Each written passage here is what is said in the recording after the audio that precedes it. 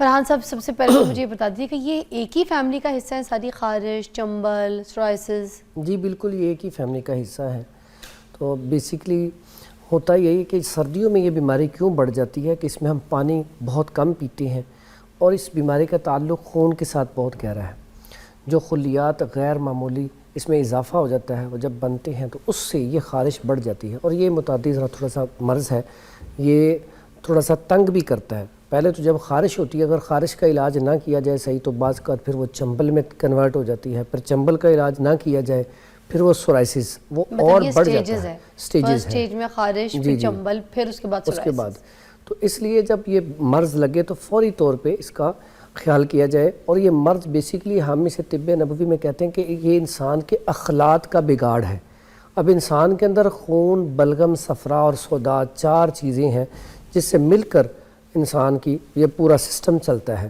اگر اس میں بگاڑ پیدا ہو جائے، اگر اس میں خشکی بڑھ گئی ہے، ڈرائنس، سوداوی مرض آ گیا ہے، سودا بڑھ گیا ہے، تو اس سے پھر کیا ہوگا، خارش شروع ہو جائے گی. اور اس کے ساتھ ساتھ اس کا تعلق ایسے افراد خاص کر کے جن کو سورائسس ہوتا ہے ان کے اندر غصہ بہت زیادہ، ہر ٹائم پریشانی میں رہتے ہیں، ذہنی تناؤ رہتا ہے، اور جگر کی خرابی بھی اس کا بہت بڑا سبب ہے. پھر یہ کیا ہوتا ہے، جب آپ کی روح بھی اور جسم بھی دونوں اعتدال پر نہ رہیں تو پھر یہ بیماری شروع ہو جاتی ہے. اس کی ابتدائی علامات کیا ہوتی ہیں؟ عام انسان کو کیسے پتہ چلے گا کہ اس کو یہ پہلا سٹیج ہو گیا ہے، خارش والا سٹیج ہے، یا پھر اس کو تو عام خارش سمجھ کے بھی جو ہے نا وہ تو چھوڑ سکتا ہے؟ اس میں عام خارش جو ہے، ہم عام خارش کا پہلے علاج کریں گے. اگر ڈرائنس ہے پہلے ہم خارش کرتے ہیں تو وائٹ کلر ہو جاتا ہے. آپ کو پتا سردیوں میں اکثر آپ خارش کریں تو وائٹ ہو جاتی جلد.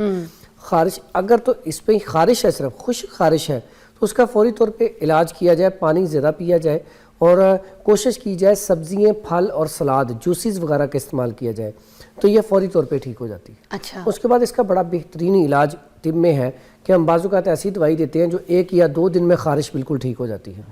اس کے بعد ہوتا ہے اگر اس کا علاج نہ کیا جائے، مسلسل رہے، تو پھر یہ چنبل جس میں اکثر دیکھتے ہیں تو وہ زخم ایک جگہ پہ ایسے بنتا ہے جیسے ددر ہوتی ہے، ٹھیک ہے، تو پھر وہ بڑھتا جاتا ہے، پورے جسم پہ آتا جاتا ہے. پھر اس کے بعد اگلی جو سٹیج ہوتی ہے اس میں آپ نے دیکھا ہوگا کئی دفعہ کہ ایسے افراد بھی ہوتے ہیں جن کے چہرے سے وہ وائٹ کلر کے یا چاندی کی طرح کا وہ چھلکے اترنا شروع ہو جاتے ہیں. ان کے چہرے سے بھی، ہاتھوں سے بھی، پوری باڈی پہ یہ آ جاتی ہے. اور بعض اوقات تو ایسے پیشنٹ آتے ہیں وہ بیٹھے بیٹھے خود بخود خون رسنا شروع ہو جاتا ہے، باہر نکلنا شروع، جلد پھٹنا شروع ہو جاتی ہے. تو اس لیے اس کا سٹارٹنگ میں علاج ایلوپیتھک میں تو اس کا علاج ہے ہی نہیں. عام خارش اور اس کی خارش میں فرق یہ ہے کہ یہ خشک خارش ہے، اور یہ جب بڑھ جاتی ہے تو یہ اتنی خطرناک ہو جاتی ہے کہ انسان اٹھتا بیٹھتا، جسم کے اندر جلن، تکلیف، بیٹھا نہیں جاتا، نیند نہیں آتی، بلکہ الجھن بہت زیادہ ہوتی ہے اس میں. اچھا، جلد پر چھوٹے چھوٹے دھبے اور یہ جو خارش میں جو فرق آپ نے بتا دیا، مگر وہ جو دھبے ہیں یہ سورائسس کی شکل اختیار کر رہے ہیں. اگر کسی کا سیویئر ہو جاتا ہے تو پھر یہ چھوٹے چھوٹے دھبے آ جاتے ہیں. ہاں، جب سیویئر ہو جاتا ہے تو پھر تو پوری باڈی پہ آ جاتا ہے. اور یہ اکثر اوقات پتہ کیا ہوتا ہے، پہلے پوری باڈی میں پھیلتا ہے. جی پہلے ہوتا ہے کہ ایک جگہ پہ ہلکا سا ہوتا ہے تو انسان اس کی اگر میڈیسن نہیں لیتا، اس کا علاج نہیں کرواتا، اور یہ ہوتا بھی ایسے پیشنٹ کو جن کے اندر سوداوی مرض ہوتا ہے. سوداوی کے بعد جب سورائسس میں کنورٹ ہوتا ہے، سوداوی مرض کیا ہوتا ہے؟ سوداوی ہوتا ہے جس کے اندر ڈرائنس، خشکی. ہمارے اس میں طب میں 3 مزاج ہیں. ایک بواسیری زہر ہوتا ہے انسان کے اندر، ایک آتشکی زہر ہوتا ہے، ایک سوزاکی زہر ہوتا ہے. یہ جو ہوتا ہے یہ بیسیکلی بواسیری زہر ہوتا ہے جو انسان کے اندر وہ اب ایک جگہ پہ ہے تو پھر آہستہ آہستہ پوری باڈی پہ جائے گا. پھر اس کے بعد جب یہ بڑھتا ہے تو پھر گرمی، خشکی. جب سورائسس ہوتا ہے تو اس کا مطلب ہوتا ہے اس کے اندر گرمی بھی حد سے زیادہ آ گئی ہے اور خشکی بھی حد سے زیادہ آ گئی ہے.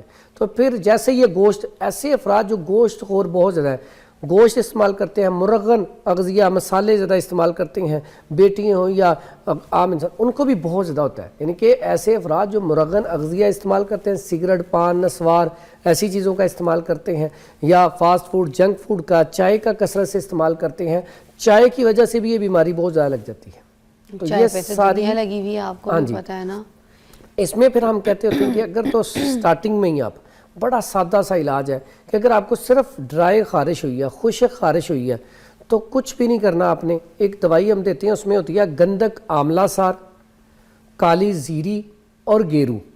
یہ 3 چیزیں. کون سی؟ یہ تو پیلے والا، یہ گندک آملہ سار ہے، یہ زیری ہے، اور گیرو زیرے کے فارم کی، مگر کالی زیادہ ہوتی ہے. کالی زیری ہے، کالا زیرہ، کالی زیری.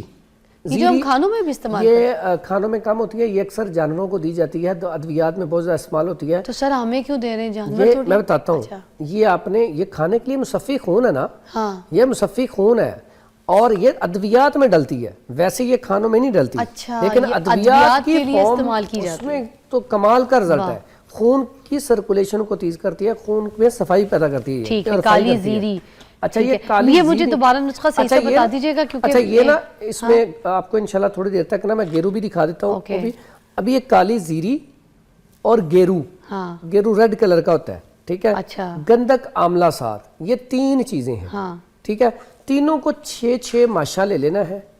اب 6 ماشا لے کے اس کا پاؤڈر کر لیں. اس کی اب 3 پڑیاں بنا لیں.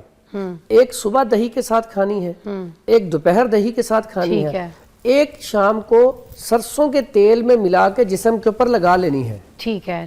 اور اس پورے دن میں کوشش کرنی ہے دہی ہی استعمال کیا جائے یا کوئی ایک ٹائم ابلے چاول استعمال کیے جائیں. اور یہ ایسا نسخہ ایک دفعہ ہی الحمدللہ لگانے سے رزلٹ مل جاتا ہے انشاءاللہ. ایک سورائسس کے حوالے سے بات کر رہے ہیں تو مجھے یہ بتائیے کہ اگر کسی کو ہو گئی ہے تو پھر وہ ہمیشہ کے لیے ٹھیک ہو جاتی ہے؟ جب اس کا علاج کرایا جاتا ہے تو پراپر کیوریبل ہوتی ہے، یہ ٹریٹیبل ہوتی ہے؟ اس کا ہربل میں بڑا بہترین علاج ہے اور پراپر یہ بالکل ختم ہو جاتی ہے. ایسے پیشنٹ ہمارے پاس جب بھی آتے ہیں ہم ایک تو ہجامہ کرتے ہیں، ہجامہ میں اس کا بڑا بہترین علاج ہے.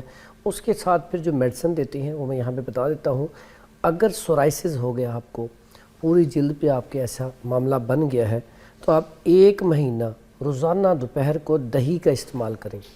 دوپہر کے ٹائم پہ کھانا نہ کھائیں، دہی کا استعمال کریں. اس کے بعد دہی سے اس کا کیا تعلق ہے؟ اس کے اندر ایسی کون سی پراپرٹیز ہوتی ہیں جو دہی بڑا فائدہ دے رہی ہے؟ اس کا مزاج گرم خشک ہے اس بیماری کا. دہی یہاں پہ رطوبت بھی پیدا کرے گا، سکون بھی پیدا کرے گا، ٹھیک ہے. تو اس لیے دہی، لیکن اس کے ساتھ یہ نہیں کہ آپ نے دوپہر کو تو دہی کھا لیا لیکن صبح آپ انڈے کھا لیں فرائی، شام میں آپ فش کھا لیں یا مٹن چکن بیف کھا لیں. آپ نے مرغن اغذیہ بھی چھوڑنی ہے. آپ نے انڈا بھی؟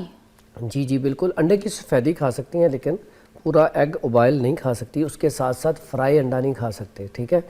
اس بیماری میں آپ نے اگر دوپہر کے ٹائم 1 مہینہ دہی استعمال کر لیا اور کوشش کی کہ سبزیاں استعمال کی جائیں، صبح کے ناشتے میں دلیا جو استعمال کیا جائے، اس کے بعد انار، ایپل، سیب استعمال کیا جائے اور پھل جتنے بھی ہیں تقریباً وہ سارے پھل کھائے جائیں، ٹھیک ہے. جوسز کا استعمال کیا جائے، وائٹامن سی والے پھل بھی، سب گاجر کا جوس ہے، فروٹر ہے، موسمی ہے، کنو ہے، لیکن کنو بھی کھٹا نہ ہو، کھٹاس والی چیزیں نہ کھائی جائیں.